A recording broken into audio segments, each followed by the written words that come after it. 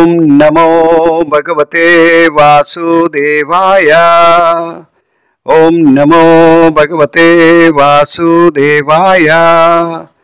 ಓಂ ನಮೋ ಭಗವತೆ ವಾಸುದೇವಾಯ. ಹರೇ ಕೃಷ್ಣ. ಎಲ್ರಿಗೂ ಆತ್ಮೀಯ ಸ್ವಾಗತ. ಭಗವದ್ಗೀತಾ ಯಥಾರೂಪ ಅಧ್ಯಾಯ 9 ಶ್ಲೋಕ ಸಂಖ್ಯೆ 12 ಮುಂದುವರಿದ ಭಾಗ ಪುಟ ಸಂಖ್ಯೆ 440.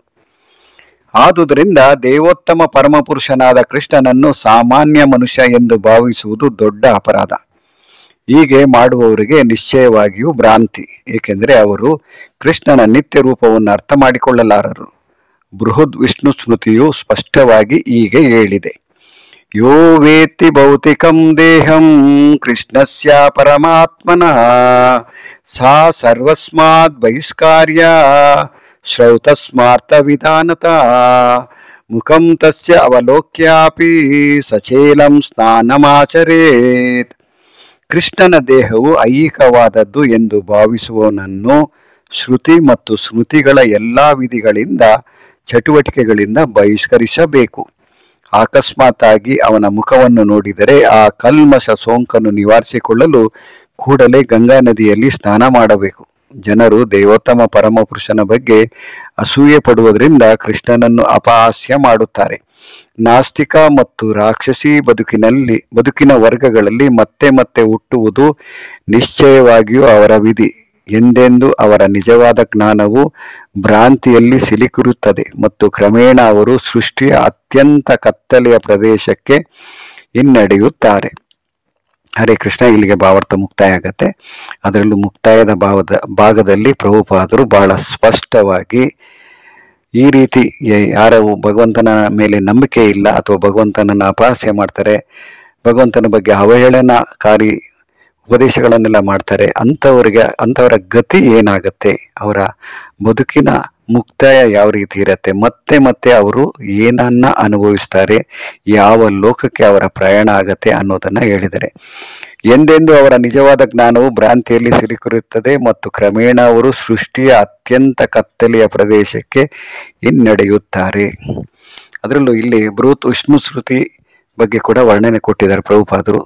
ಕೃಷ್ಣನ ದೇಹವು ಐಹಿಕವಾದದ್ದು ಅಂತ ಯಾರಾದರೂ ಹೇಳಿದ್ರೆ, ಐಹಿಕವಾದದ್ದು ಅಂದರೆ ನಾವಿರ್ತಕ್ಕಂಥ ಶರೀರ, ನಾವು ಸಾಕಷ್ಟು ಬಾರಿ ಇದ್ರ ಬಗ್ಗೆ ವರ್ಣನೆ ಮಾಡಿದ್ರಿ. ಪಂಚಭೂತದಿಂದ ಮಾಡಿರ್ತಕ್ಕಂಥ ಈ ಶರೀರ, ಸ್ಥೂಲ ಶರೀರ ಮತ್ತು ಸೂಕ್ಷ್ಮ ಶರೀರ ಯಾವ ರೀತಿ ಇದೆ, ಈ ಶರೀರ ನಾಶ ಆಗುವಂಥದ್ದು, ಆದರೆ ಆತ್ಮಕ್ಕೆ ನಾಶ ಇಲ್ಲ ಅನ್ನೋದನ್ನ ನಾವು ಸಾಕಷ್ಟು ಬಾರಿ ಹೇಳಿದ್ವಿ.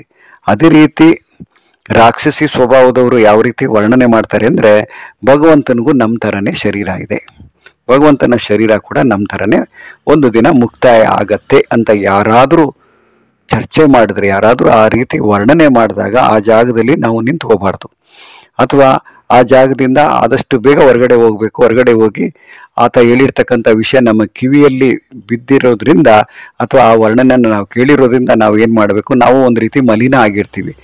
ಆ ತಕ್ಷಣ ನಾವು ಗಂಗಾ ನದಿಯಲ್ಲಿ ಸ್ನಾನ ಮಾಡಬೇಕು ಅಂತ ಹೇಳ್ತಾರೆ. ಅಂದರೆ ಆ ಕಲ್ಮಶದ ಸೋಂಕನ್ನು ನಿವಾರಣೆ ಮಾಡ್ಕೊಳ್ಳೋದಕ್ಕೋಸ್ಕರ ನಾವು ಗಂಗಾ ನದಿಯಲ್ಲಿ ಸ್ನಾನ ಮಾಡಬೇಕು.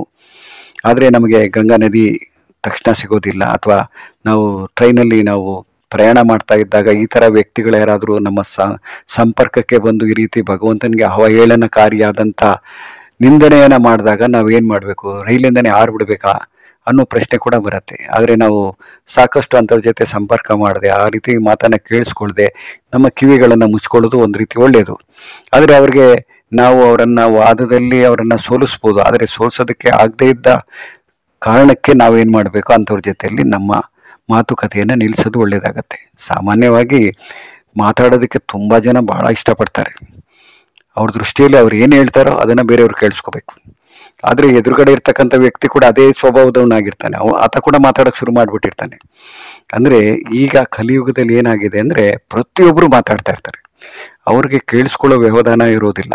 ಆದರೆ ಎಂಥವ್ರ ಹತ್ರ ಯಾವ ವಿಷಯ ಕೇಳಿಸ್ಕೋಬೇಕು ಅನ್ನೋದು ಕೂಡ ಗೊತ್ತಿರೋದಿಲ್ಲ, ಎಲ್ಲಿ ನೋಡಿದ್ರು ಮಾತಾಡ್ತಾನೆ ಇರ್ತಾರೆ. ಅದರಲ್ಲೂ ಮುಖ್ಯವಾಗಿ ಯಾರು ಭಗವಂತನ ಬಗ್ಗೆ ಅವಹೇಳನಕಾರಿಯಾದಂಥ ವಿಷಯಗಳನ್ನು ಹೇಳಕ್ಕೆ ಶುರು ಮಾಡ್ತಾರೆ, ನಾಸ್ತಿಕವಾಗಿ ಅಥವಾ ನಾಸ್ತಿಕ ರೀತಿಯಲ್ಲಿ ಅವರು ಯಾವ ರೀತಿ ಕೃಷ್ಣನನ್ನು ಅಪಹಾಸ್ಯ ಮಾಡೋದಕ್ಕೆ ಪ್ರಯತ್ನ ಮಾಡ್ತಾರೆ, ಅದರಲ್ಲೂ ಕೃಷ್ಣನ ಬಗ್ಗೆ ಯಾವ ರೀತಿ ಅಸೂಯೆಯಿಂದ ನಡ್ಕೊಳ್ತಾರೆ, ಅಂಥ ವ್ಯಕ್ತಿಗಳ ಸಂಪರ್ಕ ಆಗಲಿ, ಅಂಥವರ ಮುಖವನ್ನು ನೋಡೋದು ಕೂಡ ಎಂಥ ಪಾಪದ ಕೆಲಸ ಆಗತ್ತೆ. ಅದರಲ್ಲೂ ಮುಖ್ಯವಾಗಿ ಅವರ ಪರಿಸ್ಥಿತಿ ಹೇಗೋ ಇರುತ್ತೆ, ಅವರು ಯಾವ ರೀತಿ ಕತ್ತಲೆಯ ಪ್ರದೇಶಕ್ಕೆ ಹೋಗ್ತಾರೆ. ಆದರೆ ನಾವು ಅವರ ಬಗ್ಗೆ ಅವ್ರು ಹೇಳೋ ಮಾತನ್ನು ನಾವು ಕೇಳಿಸ್ಕೊಳ್ತಾ ಇದ್ರೆ ನಮ್ಮ ನಮ್ಮ ಚೇತನ ಯಾವ ರೀತಿ ಕಲ್ಮಶ ಆಗತ್ತೆ ಅನ್ನೋದನ್ನು ಕೂಡ ಹೇಳಿದ್ದಾರೆ ಇಲ್ಲಿ.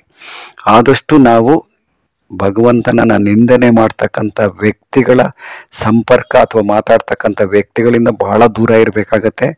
ಅದರಲ್ಲೂ ಯಾವ ರೀತಿ ನಮಗೆ ಗೊತ್ತಿಲ್ಲದೆ ಅವರ ಮಾತು ನಮಗೆ ಆಕರ್ಷಣೆ ಕೂಡ ಮಾಡಿಬಿಡತ್ತೆ. ಕೆಲವು ಸಾರಿ ಅವ್ರು ಏನೋ ಹೇಳಕ್ ಹೋಗ್ತಾ ಇರ್ತಾರೆ, ಆದರೆ ನಾವು ಏನೋ ಒಳ್ಳೆ ವಿಷಯ ಹೇಳ್ತಾರೆ ಅಂತ ನಾವು ಅವ್ರ ಪಕ್ಕದಲ್ಲಿ ಹೋದಾಗ ಅವ್ರ ಬಾಯಲ್ಲಿ ಬರ್ತಕ್ಕಂಥ ವಿಷಯನ ಕೇಳಿದಾಗ ನಮ್ಗೆ ಆಶ್ಚರ್ಯ ಕೂಡ ಆಗತ್ತೆ, ನಂತರ ಕೋಪ ಕೂಡ ಬರುತ್ತೆ.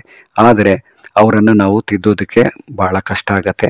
ಆದ ಕಾರಣ ಅವರ ಸಹವಾಸದಿಂದ, ಅಂದರೆ ಅವರ ಸಂಪರ್ಕದಿಂದ, ಅವರ ಮಾತನ್ನು ಕೇಳಿಸ್ಕೊಳ್ದೆ ನಾವು ಬಹಳ ದೂರ ಇದ್ದರೆ ನಮಗೂ ಒಳ್ಳೆಯದಾಗತ್ತೆ. ಅದನ್ನು ಇಲ್ಲಿ ಈ ಶ್ಲೋಕದಲ್ಲಿ, ಅಂದರೆ ಈ ಭಾಗದಲ್ಲಿ ಪ್ರಭುಪಾದರು ಸಾಮಾನ್ಯ ಜನರ ಬಗ್ಗೆ ಕೂಡ ಹೇಳಿದ್ದಾರೆ. ದೇವೋತ್ತಮ ಪರಮ ಪುರುಷನಾದ ಕೃಷ್ಣನನ್ನು ಸಾಮಾನ್ಯ ಮನುಷ್ಯ ಎಂದು ಭಾವಿಸುವುದು ದೊಡ್ಡ ಅಪರಾಧ ಅಂತ ಹೇಳಿದ್ದಾರೆ. ಯಾಕಂದರೆ ಭಗವಂತನನ್ನು ಯಾವಾಗಲೂ ಕೃಷ್ಣ ಮಾಡಿರ್ತಕ್ಕಂಥ ತನ್ನ ಲೀಲೆಗಳನ್ನು, ಅದರಲ್ಲೂ ಮುಖ್ಯವಾಗಿ ನಾವು ಭಾರತದ ದೇಶದಲ್ಲಿ ನಾವು ಜನ್ಮ ಸಿಕ್ಕಿದೆ, ಭಗವಂತನ ಲೀಲೆಗಳು ಯಾವ ರೀತಿ ಇತ್ತು, ಅದರಲ್ಲೂ ಮುಖ್ಯವಾಗಿ ಬೃಂದಾವನ ಇರ್ಬೋದು, ಮಥುರಾ ಇರ್ಬೋದು, ಜಗನ್ನಾಥಪುರಿ ಇರ್ಬೋದು, ಋಷಿಕೇಶ್ ಇರ್ಬೋದು, ಹರಿದ್ವಾರ್ ಇರ್ಬೋದು, ಬದ್ರಿನಾಥ್ ಇರ್ಬೋದು, ಕೇದಾರ್ನಾಥ್ ಇರ್ಬೋದು, ಎಲ್ಲೇ ಹೋದ್ರೂ ಕೂಡ ಭಗವಂತ ತನ್ನ ಲೀಲೆಗಳನ್ನು ಪ್ರದರ್ಶನ ಮಾಡಿದ್ದಾನೆ. ಅದರಲ್ಲೂ ಯಾವ ಮನುಷ್ಯನೂ ಕೂಡ ಅದನ್ನ ಬಗ್ಗೆ ಯೋಚನೆ ಮಾಡೋದಕ್ಕೂ ಸಾಧ್ಯ ಇಲ್ಲ. ರಾಮ ಯಾವ ರೀತಿ ಲಂಕಾಗೆ ಹೋದ, ಅಂದರೆ ಭಾರತದಿಂದ ಲಂಕಾಗೆ ಯಾವ ರೀತಿ ಒಂದು ಯಾವುದು ಸೇತುವೆಯನ್ನು ಯಾವ ರೀತಿ ನಿರ್ಮಾಣ ಮಾಡ್ದ ಅಂತ ಈಗಲೂ ಕೂಡ ಜನರಿಗೆ ಆಶ್ಚರ್ಯ ಆಗತ್ತೆ. ಅದರಲ್ಲೂ ಬಂಡೆಗಳು, ಅಂದರೆ ಕಲ್ಲಿನ ಬಂಡೆಗಳು ಯಾವ ರೀತಿ ತೇಲ್ತಾ ಇತ್ತು, ಅದ್ರ ಮೇಲೆ ನಡ್ಕೊಂಡು ಹೋದ್ರು, ವಾನರ ಸೈನ್ಯ ಯಾವ ರೀತಿ ಹೋಯ್ತು. ಅದರಲ್ಲೂ ಮುಖ್ಯವಾಗಿ ರಾಮ ಯಾವ ರೀತಿ ರಾವಣನ ಸಂಹಾರ ಮಾಡ್ದ. ಸಾಮಾನ್ಯ ಮನುಷ್ಯ ಆಗಿದ್ರೆ ಆ ಕೆಲಸನ ಮಾಡೋಕ್ಕಾಗತ್ತಾ ಅಂತ ಕೂಡ ನಾವು ಯೋಚನೆ ಮಾಡ್ಬೋದು. ಆದರೆ ನಾಸ್ತಿಕರು, ಅದರಲ್ಲೂ ಮುಖ್ಯವಾಗಿ ಎಷ್ಟೋ ಜನ ಈಗಲೂ ಕೂಡ ಅದೆಲ್ಲ ಸುಳ್ಳು ಕಲ್ಪನೆ ಅಂತ ಎಲ್ಲ ಮಾತಾಡ್ತಾ ಇರ್ತಾರೆ. ಆದರೆ ಭಗವಂತ ಏನೇ ಮಾಡಿದರೂ ಕೂಡ ಅದನ್ನು ನಾವು ಒಪ್ಕೋಬೇಕು. ಯಾಕಂದರೆ ಭಗವಂತನ ಐಶ್ವರ್ಯ ಇರ್ಬೋದು, ಭಗವಂತನ ಶಕ್ತಿ ಇರ್ಬೋದು, ಭಗವಂತನ ಜ್ಞಾನ ಇರ್ಬೋದು, ಅದು ಸರ್ವೇ ಸಾಮಾನ್ಯರಿಗೆ ನಾವು ಯಾವುದೇ ರೀತಿ ಹೋಲಿಕೆ ಮಾಡೋದಕ್ಕೆ ಸಾಧ್ಯನೇ ಇಲ್ಲ. ಭಗವಂತ ಯಾವಾಗಲೂ ಭಗವಂತನೇ ಆಗಿರ್ತಾನೆ. ಆದರೆ ಸಾಮಾನ್ಯ ಜೀವಿ ಏನಂದರೆ, ಸಾಮಾನ್ಯ ಜೀವಿಯ ದೃಷ್ಟಿಯಲ್ಲಿ ಭಗವಂತ ಸಾಮಾನ್ಯ ಮನುಷ್ಯ ಅಂತ ತಿಳ್ಕೊಂಡು ಅಪರಾಧ ಮಾಡ್ತಾ ಇರ್ತಾರೆ. ಅದು ಮಹಾ ದೊಡ್ಡ ಪಾಪ ಮಾಡ್ತಾ ಇದ್ದಾರೆ. ಅವರನ್ನು ನಾವು ತಿದ್ದೋದಕ್ಕೆ ಬಹಳ ಕಷ್ಟ ಕೂಡ ಆಗತ್ತೆ. ಅವರ ದೃಷ್ಟಿಯಲ್ಲಿ ಅವರ ಯೋಚನೆಗಳು, ಅವರ ಆಲೋಚನೆಗಳು ಯಾವ ರೀತಿ ಭ್ರಾಂತಿಯಲ್ಲಿ ಸಿಲ್ಕೊಂಡಿರ್ತಾರೆ ಅಂದರೆ, ಅವ್ರಿಗೆ ಅವರ ವಿಷಯ ಯಾವ ರೀತಿ ಇರುತ್ತೆ ಅಂದರೆ, ನಾವು ಏನೇ ಹೇಳಿದ್ರು ಕೂಡ ಅದು ಸರಿಯಾಗಿದೆ ಅನ್ನೋ ರೀತಿಯಲ್ಲಿ. ರಾವಣ ಕೂಡ ಹೇಳ್ತಾ ಇದ್ದ, ನೀವೆಲ್ಲ ಯಾತಕ್ಕೆ ಸ್ವರ್ಗಕ್ಕೆ ಹೋಗೋದಕ್ಕೆ ಇಷ್ಟೊಂದು ಕಷ್ಟಪಡ್ತೀರಾ, ನಾನು ಒಂದು ಏಣಿಯನ್ನು ನಿರ್ಮಾಣ ಮಾಡ್ತೀನಿ, ಆ ಏಣಿ ಹತ್ಕೊಂಡು ನೀವು ಸ್ವರ್ಗಕ್ಕೆ ಹೋಗ್ಬೋದು ಅಂತ ಹೇಳ್ತಾ ಇದ್ದ. ಅದೇ ರೀತಿ ಈಗಿರ್ತಕ್ಕಂಥ ಕಲಿಯುಗದಲ್ಲಿ ಇರ್ತಕ್ಕಂಥ ವಿಜ್ಞಾನಿಗಳು ಸ್ವರ್ಗಲೋಕಕ್ಕೆ ಹೋಗೋದಕ್ಕೆ ಏನೆಲ್ಲ ಕಷ್ಟಪಡ್ತಾ ಇದ್ದಾರೆ, ಏನೆಲ್ಲ ಸ್ಪುಟ್ನಿಕ್ ಅಂತೆ ಏನು ಉಪಗ್ರಹಗಳನ್ನೆಲ್ಲ ತಯಾರು ಮಾಡ್ತಾ ಇದ್ದಾರೆ. ಆದರೆ ಅದೆಲ್ಲ ರಾವಣನ ಆಲೋಚನೆಗಳ ಥರನೇ ಇರುತ್ತೆ. ನಾವು ಈ ಜನ್ಮದಲ್ಲಿ ಪುಣ್ಯ ಕಾರ್ಯಗಳನ್ನು ಮಾಡಿದಾಗ ಮಾತ್ರ ನಮಗೆ ಉತ್ತಮವಾದಂಥ ಲೋಕಕ್ಕೆ ನಮ್ಮನ್ನು ನಾವು ವರ್ಗಾವಣೆ ಮಾಡ್ಕೊಳ್ಳೋದಕ್ಕೆ ಸಾಧ್ಯ ಅಂತ ಶಾಸ್ತ್ರದಲ್ಲಿ ಹೇಳ್ತಾ ಇದ್ದಾರೆ. ಈಗಿರ್ತಕ್ಕಂಥ ನಮ್ಮ ವಿಜ್ಞಾನಿಗಳು ಯಾತಕ್ಕೆ ಯಾವ್ದ್ಯಾವ್ದು ಲೋಕಕ್ಕೆ ಬೇಕಾದ್ರೆ ನಾವು ಹೋಗ್ಬೋದು, ಎಲ್ಲಿ ಬೇಕಾದರೂ ಹೋಗ್ಬೋದು ಅನ್ನೋ ರೀತಿಯಲ್ಲಿ ವರ್ಣನೆ ಮಾಡ್ತಾ ಇದ್ದಾರೆ. ಅವರನ್ನು ಕೂಡ ನಾವು ಒಂದು ರೀತಿಯಲ್ಲಿ ನಾಸ್ತಿಕರು ಅಂತ ಹೇಳ್ಬೋದು. ಅವರಿಗೆ ಭಗವಂತನ ಲೋಕಗಳಾಗಲಿ, ಭಗವಂತನ ಕಾರ್ಯಚಟುವಟಿಕೆಗಳ ಬಗ್ಗೆ ಅವರಿಗೆ ಗೊತ್ತಿರೋದಿಲ್ಲ. ಆದರೆ ಅವ್ರ ದೃಷ್ಟಿಯಲ್ಲಿ ಏನಪ್ಪ ಅಂದರೆ, ನಾವೆಲ್ಲ ಮುಂದೆ ಒಂದು ದಿನ ನಾವು ಕೂಡ ಎಲ್ಲೆಲ್ಲಿ ಏನೇನಿದೆ ಅದನ್ನೆಲ್ಲ ನಾವು ನಿಮಗೆ ಕೊಡ್ತೀವಿ ಅಂದರೆ ಅದ್ರ ಬಗ್ಗೆ ವಿವರಣೆ ಹೇಳ್ತೀವಿ. ಆ ರೀತಿಯಲ್ಲಿ ಅವರು ಕೂಡ ಕಾರ್ಯ ಶೋಧನೆಯನ್ನು ಮಾಡ್ತಾನೆ ಇದ್ದಾರೆ. ಆದರೆ ದ್ವಾರಕದಲ್ಲಿ ಯಾವ ರೀತಿ ಅರಮನೆಗಳಿತ್ತು ಭಗವಂತಂದು, ಇವತ್ತು ಆ ಅರಮನೆಗಳೆಲ್ಲ ನೀರಿನಲ್ಲಿ ಮುಳುಗೋಗಿದೆ. ಆದರೂ ಕೂಡ 300 ವರ್ಷಗಳ ಕಾಲದಿಂದ ಅದರ ಬಗ್ಗೆ ಅದು ಶೋಧನೆ ನಡೀತಾನೆ ಇದೆ. ಆದರೆ ಇನ್ನೂ ಕೂಡ ಅವ್ರಿಗೆ ಮುಕ್ತಾಯ ಮಾಡೋಕ್ಕಾಗ್ತಾ ಇಲ್ಲ. ಅಲ್ಲೇನಿತ್ತು, ಹೇಗಿತ್ತು, 16,108 ರಾಣಿಯರು ಇರ್ತಕ್ಕಂಥ ಭವ್ಯವಾದ ಬಂಗಲೆಗಳು ಯಾವ ರೀತಿ ಭಗವಂತ ನಿರ್ಮಾಣ ಮಾಡಿದ್ದ, ಅಲ್ಲಿ ಯಾವ ರೀತಿ ಸೌಂದರ್ಯ ಇತ್ತು ಅನ್ನೋದ್ರ ಬಗ್ಗೆ ಈಗಲೂ ಕೂಡ ಅನ್ವೇಷಣೆ ಅಂದರೆ ಪರಿಶೋಧನೆಯನ್ನು ಮಾಡ್ತಾನೇ ಇದ್ದಾರೆ. ಆದರೆ ಅವರ ದೃಷ್ಟಿಯಲ್ಲಿ ಏನೋ ಇತ್ತು, ಆದರೆ ಅದು ಇದೆ ಅಂತ ಹೇಳೋಕ್ಕಾಗೋದಿಲ್ಲ, ಇಲ್ಲ ಅಂತಲೂ ಹೇಳೋಕ್ಕಾಗಲ್ಲ. ಆ ರೀತಿ ಅವರು ತಮ್ಮ ತೀರ್ಮಾನನ ಕೊಡ್ತಾ ಇರ್ತಾನೆ. ಅವರನ್ನು ಕೂಡ ನಾವು ಇಲ್ಲಿ ಭಗವಂತ ಹೇಳಿದ್ದಾನೆ. ನಂತರ ಭಗವಂತನ ಭಕ್ತರು ಯಾವ ರೀತಿ ವರ್ಣನೆ ಮಾಡಿದ್ದಾರೆ ಭಾವಾರ್ಥದಲ್ಲಿ, ಅದ್ರ ಪ್ರಕಾರವಾಗಿ ನಾವು ಅವ್ರು ತಗೊಂಡಾಗ ಏನಾಗುತ್ತೆ ಅಂದರೆ ಅವರನ್ನು ಕೂಡ ನಾವು ರಾಕ್ಷಸಿ ವರ್ಗಕ್ಕೆ ಸೇರಿಸಬಹುದಾಗತ್ತೆ. ಮತ್ತು ಮುಂದಿನ ಶ್ಲೋಕ ಬಹಳ ಮಹತ್ವಪೂರ್ಣವಾಗಿರುತ್ತೆ. ಅದರಲ್ಲೂ ಮುಖ್ಯವಾಗಿ ಮಹಾತ್ಮ ಅಂದರೆ ಯಾರು, ನಂತರ ಅವರ ಕಾರ್ಯಚಟುವಟಿಕೆಗಳು ಯಾವ ರೀತಿ ಇರುತ್ತೆ, ಅದರಲ್ಲೂ ಮುಖ್ಯವಾಗಿ ಈ ಭಾವಾರ್ಥ ಅಂದರೆ ಭಗವದ್ಗೀತೆಯ ಮಧ್ಯದ ಭಾಗಕ್ಕೆ ಬರ್ತೀವಿ. ಅಂದರೆ ಸುಮಾರು 700 ಶ್ಲೋಕದಲ್ಲಿ ಮುಂದಿನ ಶ್ಲೋಕದಿಂದ 350 ಅಥವಾ 349, 50 ಆಗುತ್ತೆ. ಅಂದರೆ ಅರ್ಧ ಭಾಗನ ನಾವು ಈಗ ಚರ್ಚೆ ಮಾಡಿದ್ದೀವಿ. ಮುಂದಿನ ಅರ್ಧ ಭಾಗ ಅಂದರೆ 700 ಶ್ಲೋಕದಲ್ಲಿ 350 ಶ್ಲೋಕಗಳು ಮುಕ್ತಾಯ ಮಾಡ್ತಾ ಹೋಗ್ತೀವಿ ಮುಂದಿನ ಶ್ಲೋಕಕ್ಕೆ. ಅದು ಬಹಳ ವಿಶೇಷವಾದದ್ದು. ಅದರಲ್ಲೂ ಮುಖ್ಯವಾಗಿ ಶ್ಲೋಕ 13 ಮತ್ತು 14 ಬಹಳ ಮುಖ್ಯ. ಅದನ್ನು ದಯವಿಟ್ಟು ಗಮನವಿಟ್ಟು ಕೇಳಬೇಕಾಗತ್ತೆ. ಅದನ್ನು ನಾವು ನಾಳೆ ನಾಡಿದ್ದು ಚರ್ಚೆ ಮಾಡೋಣ. ಹರೇ ಕೃಷ್ಣ.